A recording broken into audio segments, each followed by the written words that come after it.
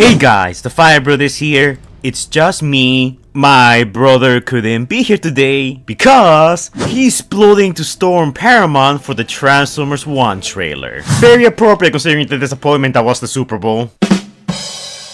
Anyways, these are the jokes. I hope you guys are enjoying them. So, we have a bunch of news today for Transformers 1 and funnily enough Transformers 9, which it's the 9 theatrical movie, which, yeah, I know, the whole naming convention for the movie numbers is weird, but Bumblebee is movie 6, Rise of the Beast is movie 7, Transformers 1 is movie 8, and the new movie after Rise of the Beast should be movie 9. I know, it's kinda confusing, but hey, I didn't make the rules, blame Lorenzo and therefore Paramount. But anyways, so first off, let's talk about some Transformers 1, which I know is a thing that a lot of you guys are probably curious about. Now, I'm gonna do another separate video going more in depth as to why we didn't see a trailer at the Super Bowl and what does this imply for Transformers 1, because a lot of people have made a lot of good points that it really made no sense not to have Transformers 1 at the Super Bowl, especially since Mission Impossible, a movie that's coming out next year, got a trailer in the Super Bowl in place of Transformers 1, a movie that probably needed it more than, Mission Impossible. That and amongst other things,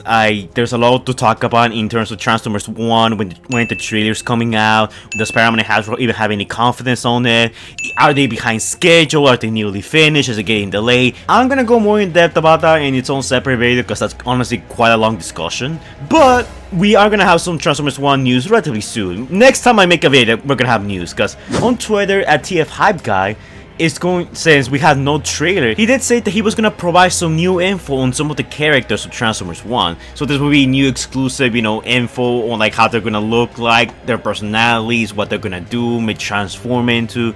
Nothing too spoilerish, but he did give us a choice between 4 characters: Elita 1, Megatron, Orion Pax, or Alpha Trion.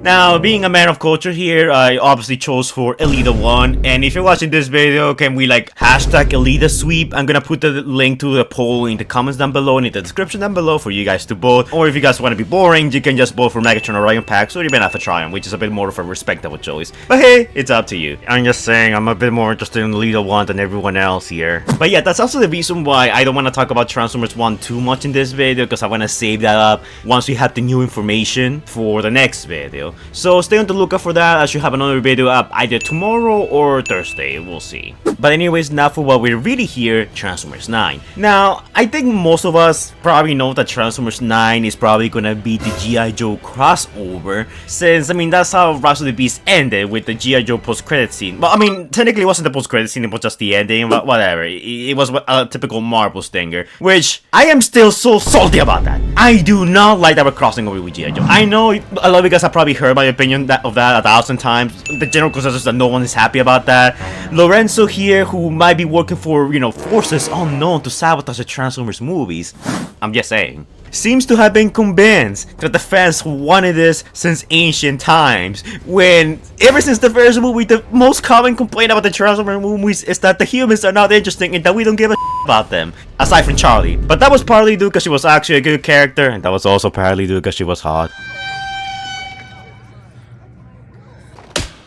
But now we have more news for Transformers 9, which, yeah, it has been confirmed that it's actually gonna be the G.I.Joe crossover. Before, there was a bit of, debate, especially since Lorenzo kept running his mouth saying that they were gonna gradually introduce the G.I. Joe into the Transformers universe. But now it looks like, nope, it's straight up, next movie is just G.I. Joe confirmed, and there's nothing we can do about it. Now, before I talk more about this, I wanna first state my reason why I don't like it, and the reason is because this doesn't feel like a symbiotic relationship in which, both franchises are working together to, make a movie that's gonna, please fans of both franchises. This feels like a desperate move from Hasbro to get the irrelevant G.I. Joe. Okay, look, I know G.I. Joe has its fans, and that's cool and all, but in comparison to Transformers, it's not the same caliber. Transformers beats it by a long mile. Besides, I don't think G.I. Joe has had a single movie that didn't flop. Maybe the first one, but I'm not too sure. I don't quite remember. And nor do I care. I don't want to see more humans take the spotlight away from the Transformers. And if you read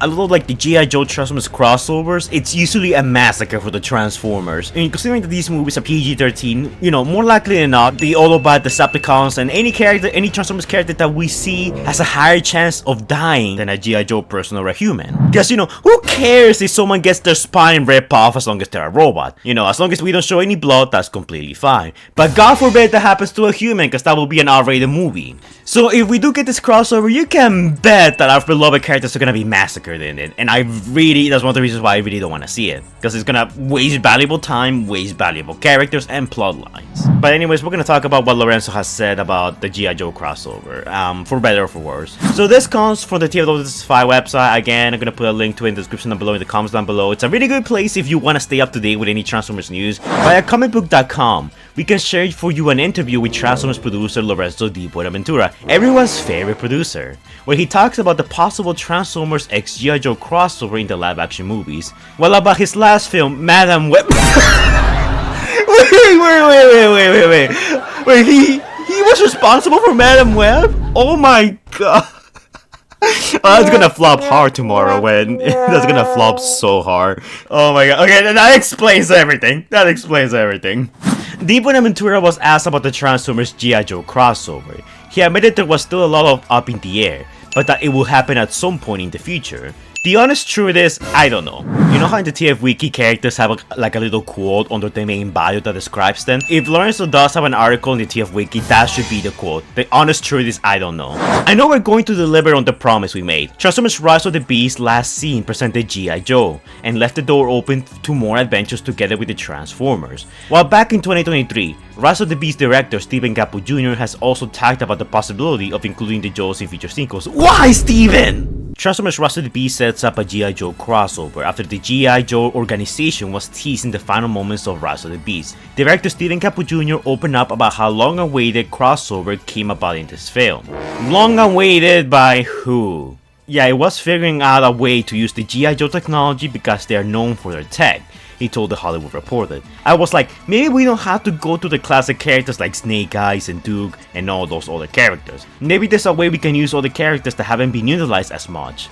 There's different series and editions and different factions of G.I. Joe as well, Capo Jr. said. There's G.I. Joe Renegades and different branches of it too, so I started to play with that, and I pitched a version of it to the studio and the producer. I pitched a direction I wanted to go in and ways to branch out the universe in general. Transformers movies have scope and size, but we've been spending a lot of time here on Earth, so I just think there's more out there. Even in the graphic novels for Transformers, there's other planets and things like that. I was like, we're just thinking too small. So if we're going to do movie number 8 and 9 and 10, maybe there's a way to make all more expansive and branch out. By that quote, it seems to me that, you know, this is a way of expanding the universe. Apparently the Transformers, you know, going from Cybertron to Earth and all the different planets across the galaxy, apparently that's not enough. We also need to have more humans in the mix and other Hasbro brands mixed in the cinematic universe. Now look, I'm not saying that this couldn't work. Again, there have been G.I. Joe crossovers which do work, and even now the Skybound comics, which I'm gonna make a video talking about that someday soon, I promise, have done a genuinely good job with the G.I. Joe being added into the Transformers universe so far, though granted that involvement has been very minimal so far.